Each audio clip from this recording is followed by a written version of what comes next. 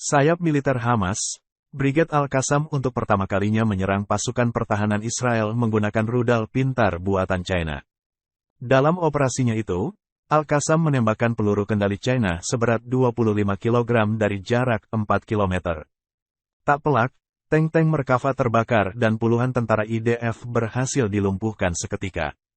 Dilansir dari tribunnews.com pada Selasa, tanggal 25 Juni tahun 2024, hal itu diumumkan langsung oleh kelompok Hamas. Dalam laporannya, dijelaskan bahwa pasukannya pertama kali menyerang pasukan Zionis menggunakan peluru kendali China. Ialah rudal pintar Red Arrow, yakni rudal generasi kedua berbobot 25 kg dan memiliki sistem panduan kabel optik. Rudal jenis ini dilengkapi dengan proyektil anti lapis baja. Sejak akhir tahun 1980-an, rudal ini telah menjadi komponen kunci persenjataan Tentara Pembebasan Rakyat Tiongkok. Pakar militer Kolonel Hatem Al-Falahi juga mengatakan bahwa rudal ini merupakan peningkatan persenjataan yang signifikan bagi Hamas.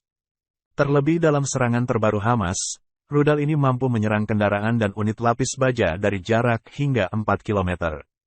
Dengan menggunakan rudal ini, Hamas terbukti memiliki persenjataan yang cukup canggih dalam menyerang IDF walau berada di jarak yang cukup jauh.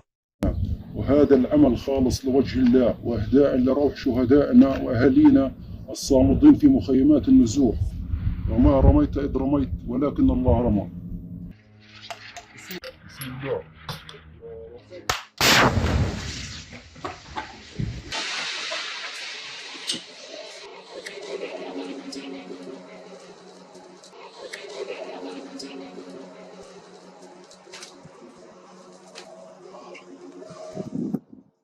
Download Tribun X sekarang, menghadirkan lokal menjadi Indonesia.